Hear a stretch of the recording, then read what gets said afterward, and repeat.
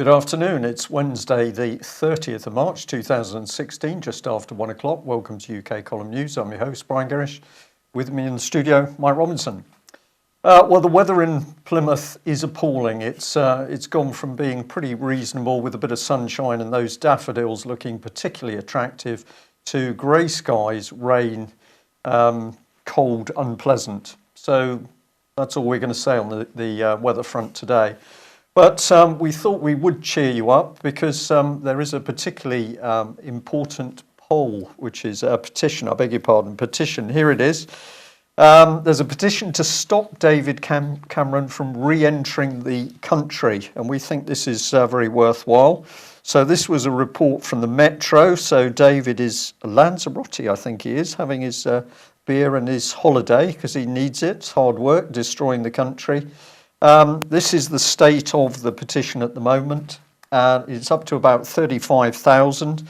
Of course, it needs to go right up to 100,000 in order to get a proper debate. But it seems, what's the word? Laudable, I think. Absolutely. Okay, so do have a look at that. Do get your name on it. Mine is there. So let's see whether we can stop David coming back into the country as an undesirable. And if you think the petition system is all fair, well, this is the bad news, really, because there was a vote of no confidence in David Cameron a while ago, which got up to 199,387 signatures. But the Petitions Committee decided not to debate it. I can't understand why. But they thought, no, we don't want to debate that in Parliament. So if you want to have a look at the procedures, you can see it on the government's website. Nice little cartoon and a little video telling you all about it. But I did happen to just spot that apparently there's 11 people on the committee. It sort of works out 6 are Tories and 5 are others. So that seems a pretty fair process for doing nothing. Well, they claimed in that case that parliamentary procedure prohibited them from calling a no-confidence vote based on a petition. I think parliamentary procedure should be changed under those circumstances. Well, I think we need to remove the politicians, Mike, and maybe then we can should have a petition for that. Indeed, we can start cleaning up the country. Yeah. Well, under the surface, criminal activity, of course, in Parliament, drug taking and the stealing of property. This brings us to the Tom Crawford case, and we've got Guy Taylor, audio only, unfortunately, today, as Guy's had some computer problems. But Guy, you're here. Thank you for joining us, and you're going to give us a bit of an update on Tom Crawford. Yeah, Tom went back to the property on Sunday night, and was in the property. And of course, we've had, again, more people turn up and the police, etc. I mean, the bottom line is Tom knows that they haven't got any supporting documents for what they've actually done to him. So, all the documents from land registry to the warrant, the whole lot. And of course, when you steal someone's property, and Tom's not an isolated case, this is going on all over the United Kingdom. We've got people going in the same circumstances everywhere, but Tom is really highlighting this. What do you do? So what Tom's done is, Tom was decided that he was going to, by the sounds of it, he was going to commit a burglary. And that was why he went there. If they're saying it's not his property, then obviously he would have been burglarising it. So that's what the situation was. The police, there wasn't as many police as there was before, perhaps because they're not supporting the banks in this enterprise. But I was on the phone with the negotiator and Tom and the whole situation, and it got resolved fairly amicably after about 7 or 8 hours. Guy, just to clarify what you were saying there, Tom is aiming to be charged with a criminal offence with a view to bringing documentation in front of a jury. Is that what he's aiming to do here? Yes. Now, the situation was similar to, well, we had this similar all over the country in various ways, but the case was similar when they got on the rooftop. Of course, when they got on the rooftop and the case collapsed after a week at Leicester Crown Court, for the Rooftop 7, they weren't able to produce the documentation that they were supposed to produce, i.e. the warrant that was alleged to have been used. This is the warrant that was alleged to be used to take the property in the first place? That's right, yeah. so that they weren't able to produce that in the court, and the whole thing went away. Well, Tom's still in a position of thinking, here I am, I've had my home stolen. They haven't got any supporting documents in any departments of the court. We've checked the entire case man record. There's been no fee paid. The land registry documents don't support it. And of course, so someone's bought this property in the very least bad faith. There's no good faith in buying that property. And no one can say that they didn't buy it knowing what they were letting themselves in for, as it were. But of course, he's saying it's still my property. So what do you do in those circumstances? You know, when you know that the civil courts are compromised to the extent that they are in this country, whenever a bank's involved, you're not going to get justice. You're going to be shown the red card. So he feels that the only way he can show this is by getting himself in the criminal court in front of a group of his peers, which he's wanted all along, and getting the whole matter resolved and showing them that there are no documentations to support the merit in what the bank and what the police and what the bailiffs, ultimately all these bodies have done to him.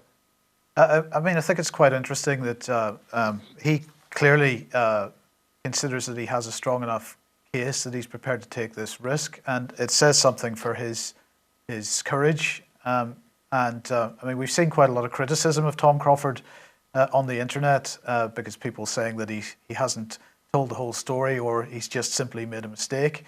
But the fact of the matter is this problem hasn't gone away. He hasn't gone away, and he's absolutely standing up for himself.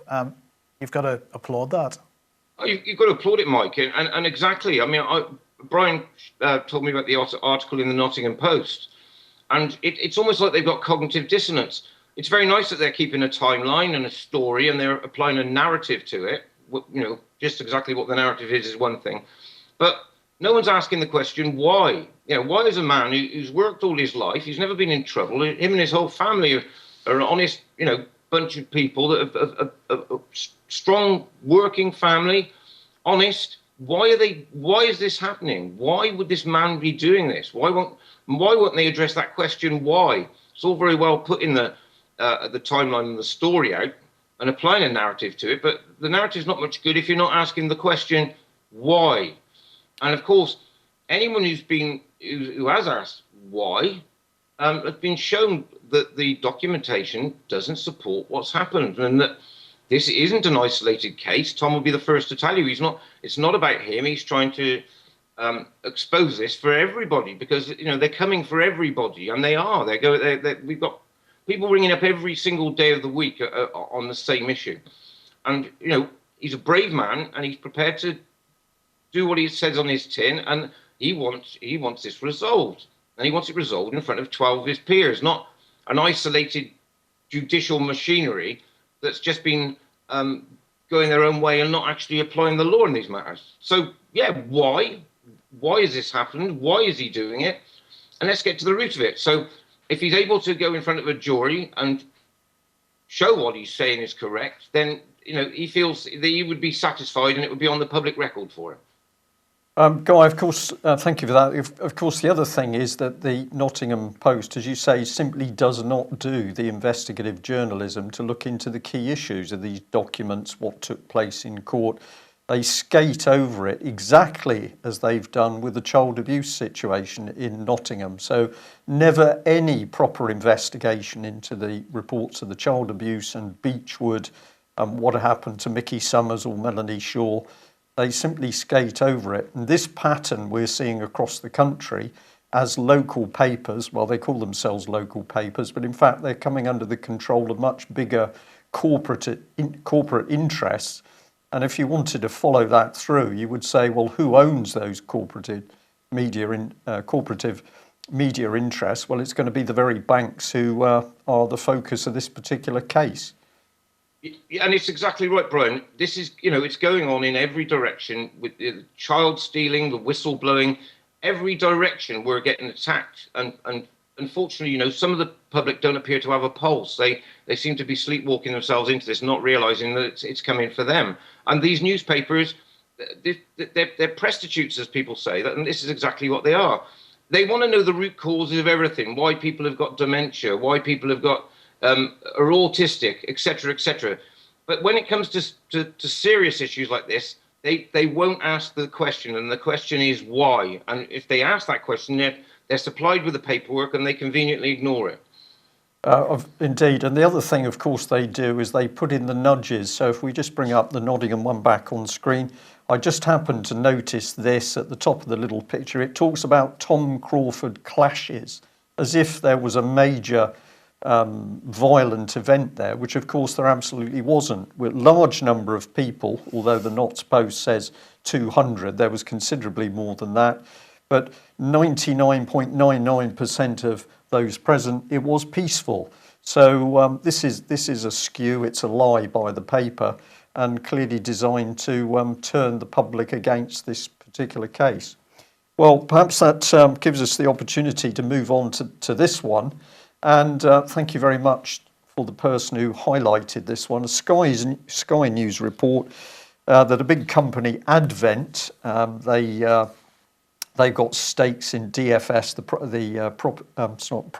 furniture company, and WorldPay.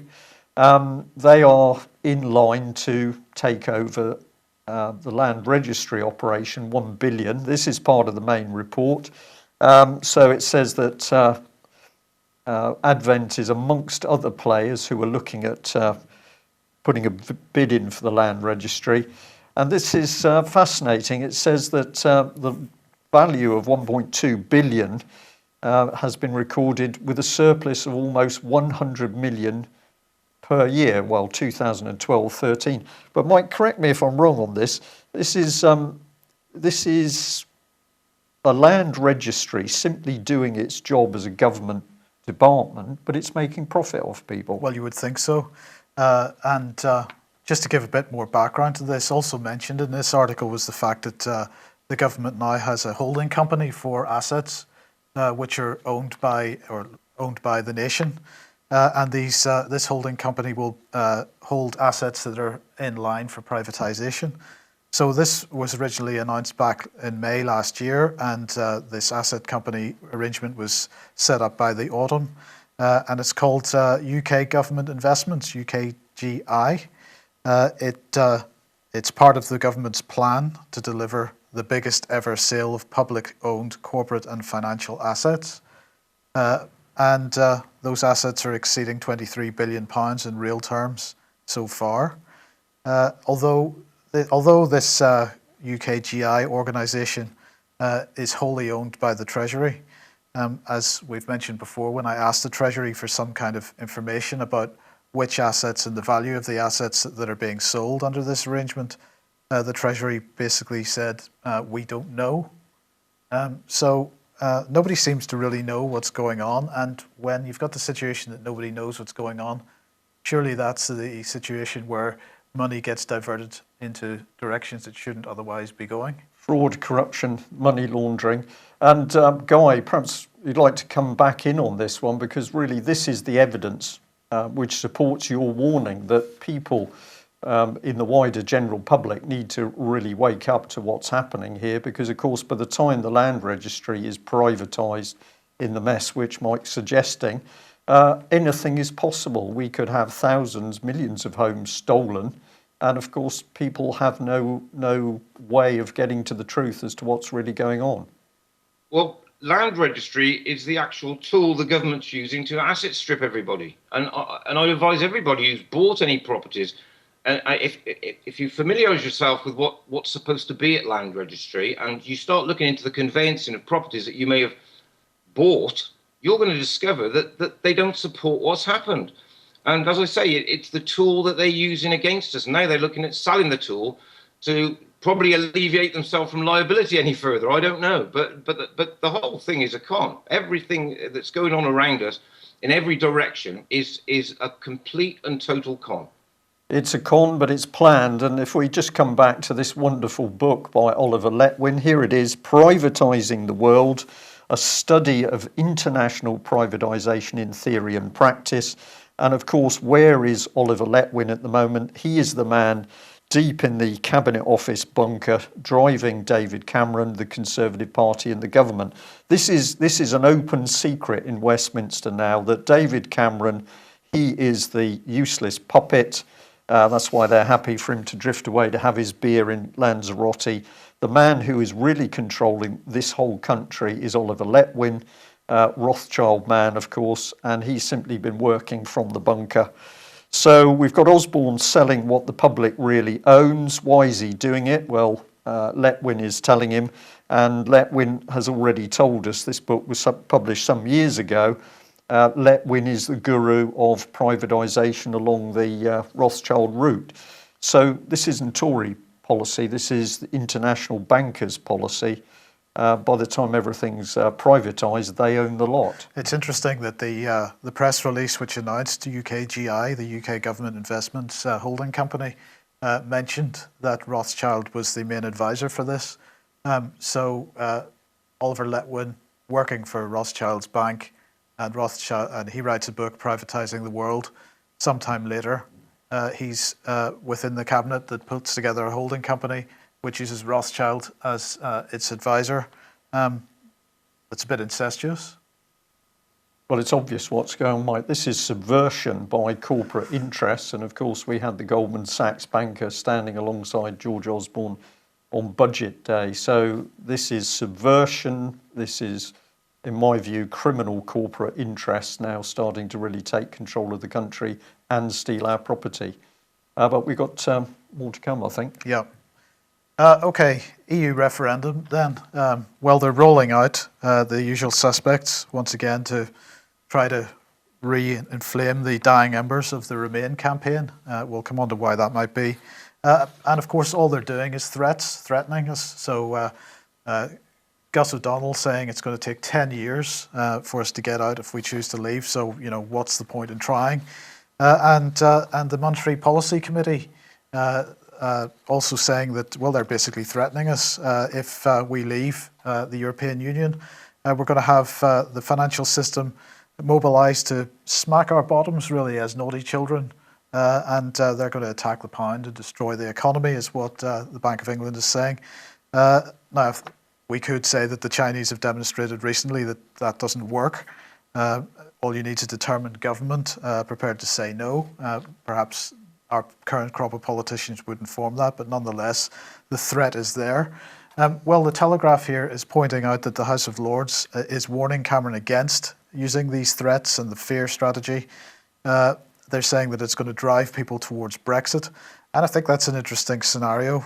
The question then is, does Cameron want us to leave? Well, in a certain sense, since there's nothing that he could say positive with regard to us staying within the European Union, he hasn't really got any choice but to make the threats. But nonetheless, does Cameron want us to leave? I don't think he does. But perhaps this gives us a clue to a strategy that's going on here, because, of course, Boris put in charge of the No campaign.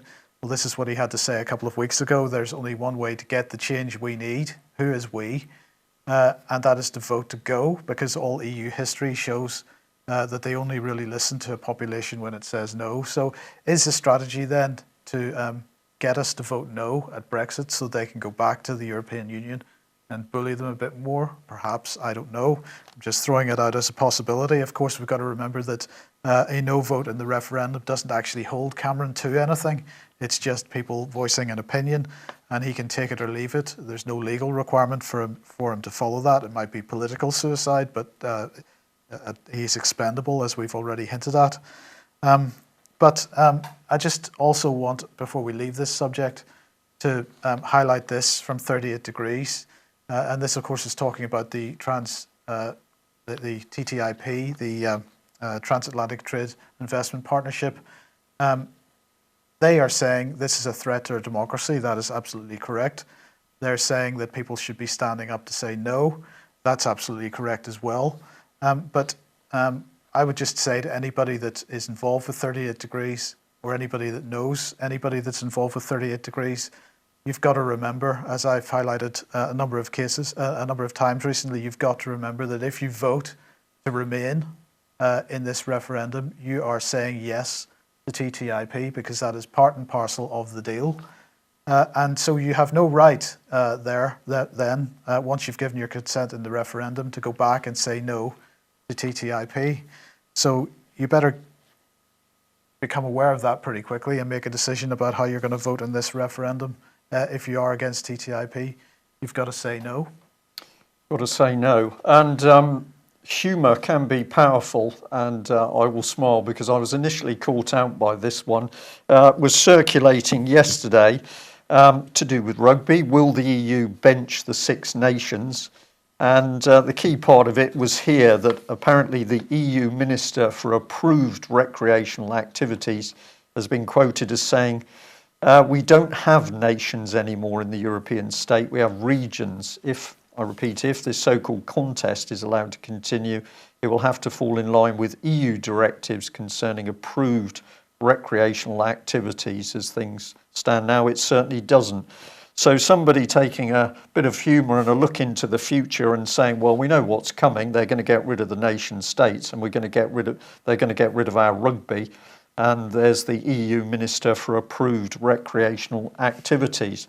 So whoever created this article did a good job, because they're spot on the money.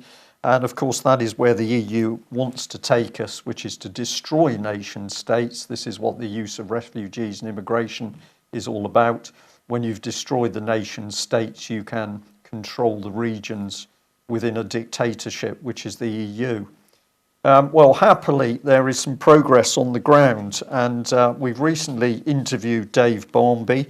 If you haven't seen that interview, top left on screen at the moment is a little advert for the UK column and the EU, a corporatist racket. That's the video of the interview. But Dave Barmby and a group of others have set up the Independent Committee for Supervision of 2016 Referendum Procedures and Practices. A letter has gone to Jenny Watson, the Chief Counting Officer of the European Union Referendum Management Board in London.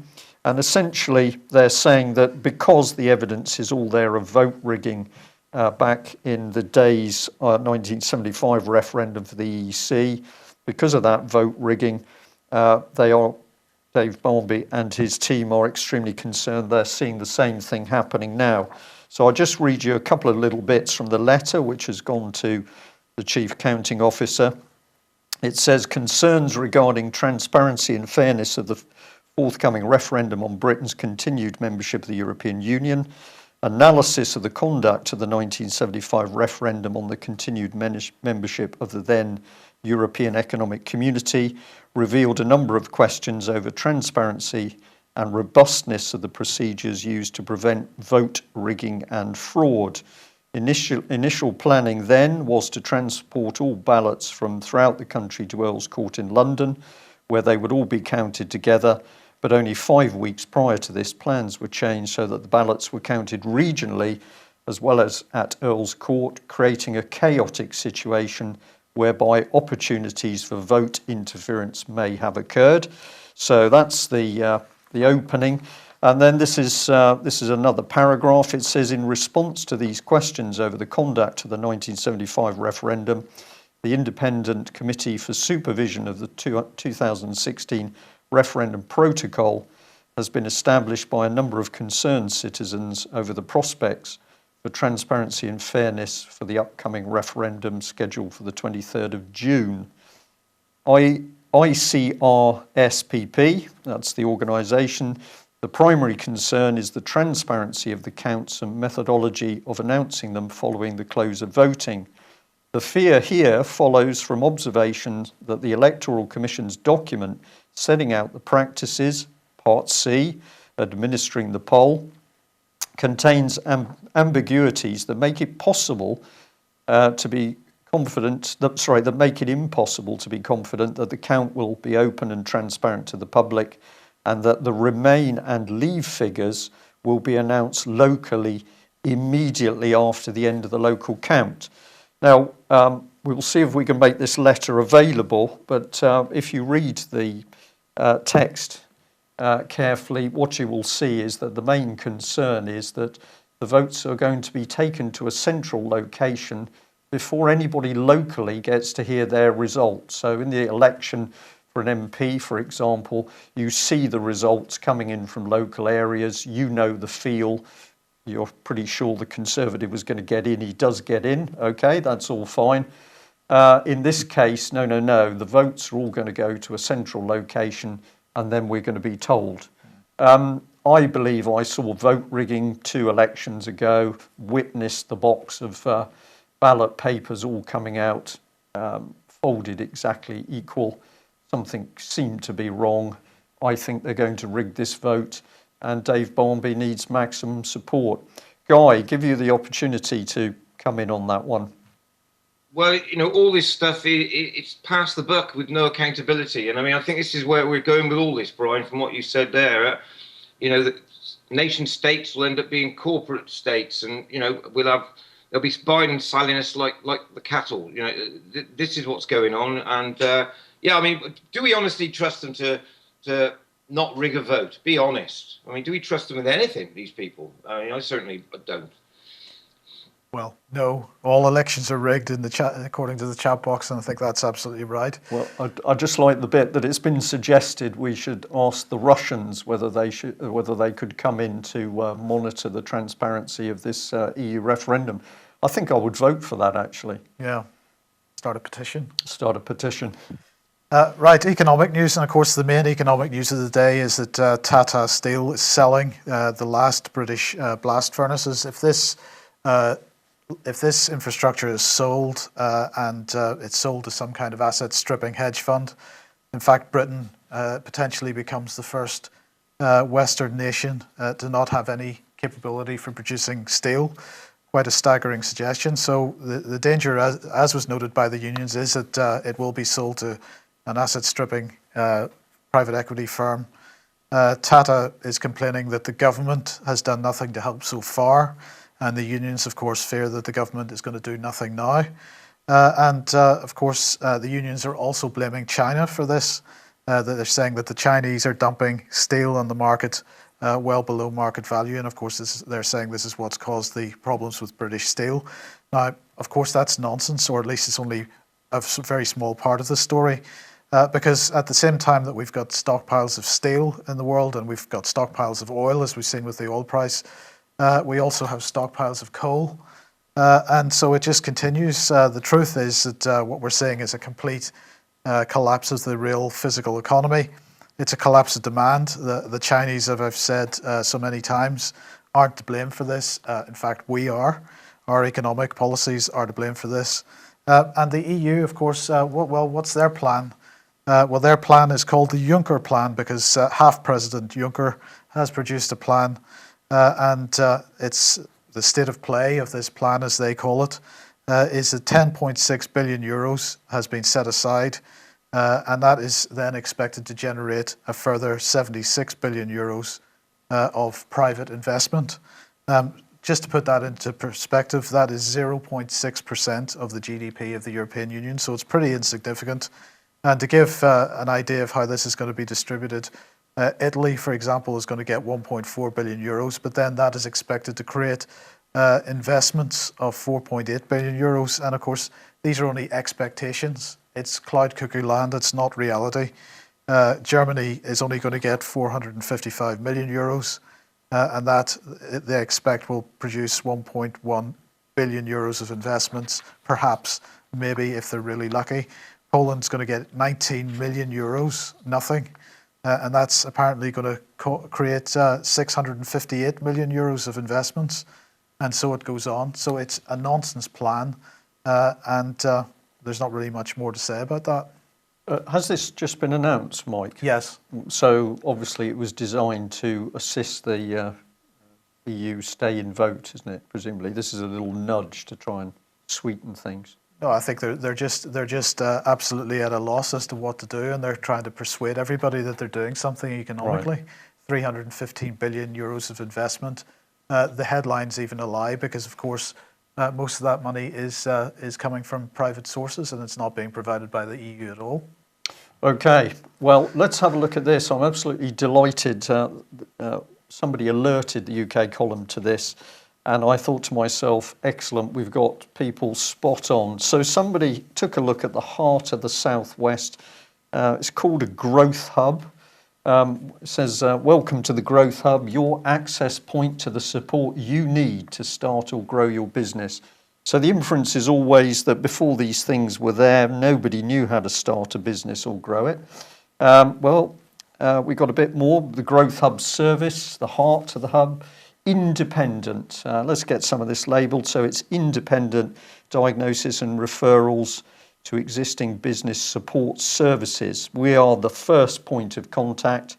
And when we get down to the bottom, we got another little organisation creeping in there, which is Peninsula Enterprise. So you say, okay, who are these people? Well, stay with it, because here's Peninsula Enterprise, and if we have a little look about them, it says we are positive about the future. We believe that we're entering into a new period of economic development. According to them, Mike, we're entering a new period of economic development, one that provides significant opportunities for growth and inclusion. Now, I was very interested by that language, the inclusion. And so where does Peninsula Enterprise come from? Well, remarkably, it's this company at the back of it, Serco. So we've got an independent service which says that up to 4,000 businesses can be supported within Serco's independent growth hub. I think what's going on here is a huge octopus, which is basically pulling everything together so that if you own a small business, one-man band, whatever it is, ultimately Serco is going to know all your information and details of your company. So I've brought George Osborne in here because on one hand we've got him selling off the state assets, but this is the other thing being set up, is that giant corporations like Serco are being brought into, quasi-public system. So what sort of people behind all of this? Well, this man, Steve Hindley, I think he worked with Midas Construction, or he was the boss, so a construction company. But he says that Peninsula Enterprise's extensive first-hand experience of working with a diverse range of businesses in the southwest area. So I have every confidence in their ambitions to deliver a robust service. So is this the government talking? Is this public sector or private sector? Political? We've no way of knowing. And then Chris Redding, the chief executive, he says, we're delighted to be delivering the Growth Hub and look forward to working in partnership with business services across the heart of the Southwest to help businesses receive the support they need to develop and flourish. So we've seen businesses wiped out in Plymouth, all of the major dockyard businesses gone, but we've got this quasi-organisation which is all independent, but it's run by Serco. Can anybody explain this to me? Guy, can you explain it to me? Because it's very puzzling to me. It's gangsters, isn't it? It's just gangsterism. This is what's going on. You know, we're dealing with gangs of all certain types and persuasions, and we don't know that they're operating. And this, you can see it, all the mealy-mouthed nonsense that they're writing, and it's a con man's delight. This is, honest to God. Well, let's add a bit more, because I was also pointed at this. Of course, it's the government programme, Innovate UK. And if you've got an incubator business, you need the government's help to help your idea grow. I think it's to help the government steal your idea. But this is part of it. So we've got Business Secretary Vince Cable announcing the appointment of Ruth McKernan as the new Chief Executive of Innovate. So we thought it'd be interesting to have a look at her. And here she is. Well, what is her experience? Well, it's with the big pharmaceuticals, Mike. So this is just the sort of person to help businesses of all nature. She's worked with Pfizer, and she's also been part of the Neuroscience Research Centre, Glaxo. So she knows a lot about starting small businesses and scaling them up then? Well, she knows about research in the drug industry, but the government thinks that this is exactly the woman to actually come in and run a whole Innovate thing. We say, who is this woman really? This is clearly more to it than meets the eye. But same sort of agenda. You've got the government and big business merging in with what was normally our world, where ordinary good people got on with their work and created businesses, and if they worked hard, they were successful. What's coming? Well, what's coming? This article here in the Washington Post, I wanted to give award the Washington Post the State the Bleeding Obvious Prize.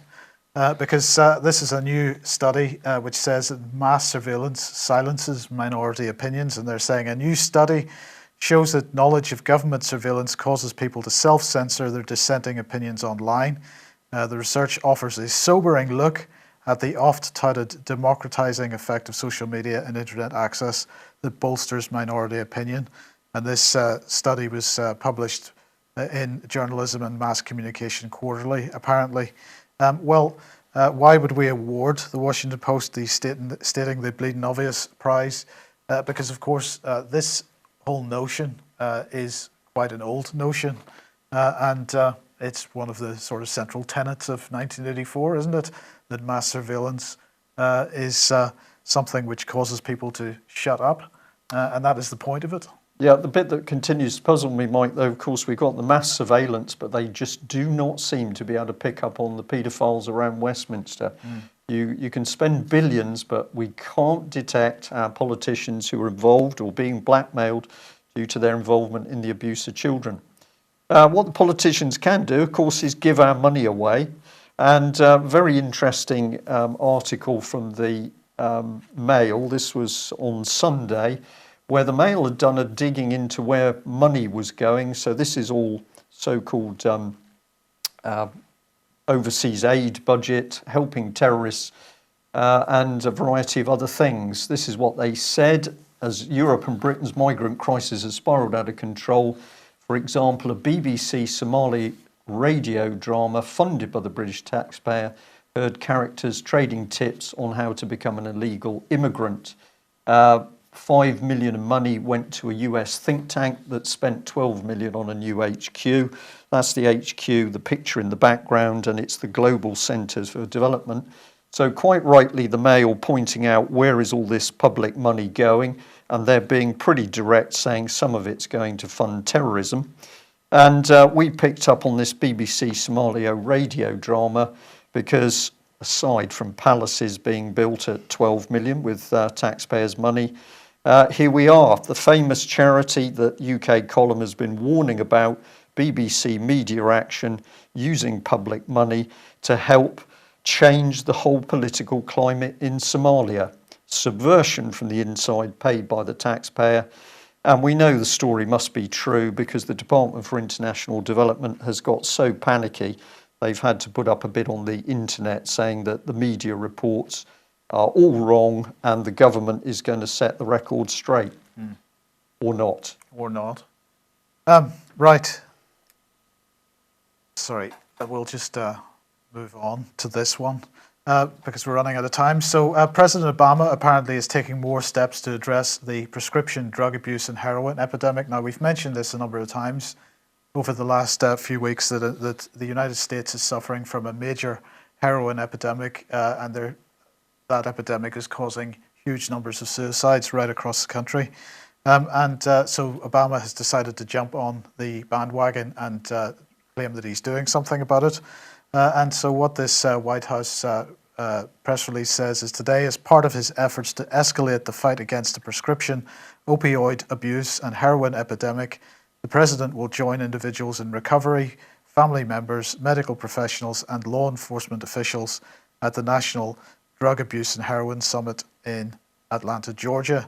And so at the event, he was asked some questions and he was announcing what he was going to do about it. So what he was going to do about it was to increase access to key drug for medication-assisted treatment. That's apparently going to prevent opioid overdose deaths. So it's not going to do anything to stop people taking these drugs. It's only going to prevent overdose deaths. A Substance Abuse and Mental Health Services Administration is going to be set up, and they're going to release another $11 million of funding, and that apparently is going to address all kinds of problems, and they're going to do something with Medicaid as well. So basically what they're talking about is treating symptoms And here's more symptom treating, because this has just been announced that in New York, one area of New York at least, they're going to set up a site which is going to manage people's heroin use and make sure that they don't take overdoses and whatnot. So basically, we're treating symptoms here. And I think that what's going on here, Brian, is that people are being farmed. Governments could offer a real alternative, perhaps by giving people, I don't know, I mean, call me some kind of pie in the sky, blue sky thinker or something, but they might give them some kind of real productive, inspiring economic opportunities that might prevent people from taking drugs. Yeah, well, you don't want to do the right thing, right? They might give children some real educations that might inspire them or something. They might give society some culture or something, that isn't sort of all death based. But this death cult that we have running the world at the moment doesn't want to do that. They prefer to manage people's deaths, and that's really what's going on here. And why would they want to do that? Well, here's an article from last year in The Independent, which maybe gives us a clue, because the global money laundering centre is the City of London, Wall Street, for the drugs trade. This is the only thing that's keeping the financial system afloat at the moment, is heroin and opiates. And that's the reason why they would prefer to spend a little money managing people through their addiction and ultimate death, rather than actually do anything to prevent them becoming addicted in the first place. And interesting, Mike, that the Independent can work this out, but MI6, MI5, GCHQ, Special Branch, Metropolitan Police, Serious City of Fraud London Office. City of London Police, Serious Fraud Office, none of those agencies are apparently capable of working out that the drugs are all being laundered through the City of London. Guy, just a very quick comment with an eye on the time. Well, yeah, and through Afghanistan. So, I mean, we're living in some sort of Kafkaesque nightmare, aren't we, really? And we've just got to put a smile on and, keep pushing at it. So. Absolutely right. Well, well done to Zero Hedge for this article, which was also sent in to us this morning. Thank you very much, because it does help in preparing the news. Refugee crisis, using chaos to build power. And this article is really into the meat of the beast. It is saying that the refugee crisis, the immigration, all deliberately created in order to effectively help the creation of the supranational state, the European Union, the new world government. And down at the bottom, not surprisingly, it gives our old friend George Soros a mention as one of the key money men in the background stirring the pot. So interesting to see these people starting to pick up on it. But of course, everywhere we go and look, children are the issue. Well, I thought this was a pretty cynical tweet for the Liberal Democrats to be sending out. Cynical, maybe he doesn't even come close to it. Do you think taking more refugee children is the right thing for Britain to do? Join us. Give the Liberal Democrats £1 to join the Liberal Democrats, because they are, of course, running the campaign to bring more of these children into the country. I just thought it was incredible that they were intending to raise money on the back of the suffering of Syrian children. But we've got to also remember that Tim Farron has to date not given any response to our challenge as to what is going to happen to these unaccompanied children once they do come to the United Kingdom. Will they disappear into the care system? Will they be trafficked into the sex trade? Will they end up on drugs? He doesn't want to tell us what he's going to do to make sure that none of those things happen. As I said in this little article, this is out of the frying pan into the fire for these children, but it's all right so long as the Liberal Democrats get £1 each time somebody joins them. It's just unbelievably Disgusting. callous, isn't it? And I can imagine that the person who created that little advert was actually laughing to that. They don't give a fig about the children. They don't care about their safety. So we'll make a bit of money off the side, or they move on to drugs probably. Guy, last 30 seconds from you. We're nearly at the end of today's news. Well, who would have ever thought that the Liberal Democrats would have sold their soul for £1? I mean, really, truthfully. What more can we say, chaps? What more can we say? No, it's all a bit obvious. Okay, well, Guy, thank you very much for joining us and giving us an update on Tom Crawford. Any notices? I don't think so today. We'll just say if you enjoy what we are doing and you'd like to support what the UK column is doing, please consider donating or taking out a subscription. We can only do what we do with your support, and we would like to do more. So if you haven't done that yet, please consider making a donation. Thanks very much for joining us. We'll be back same time tomorrow. Bye-bye. Right.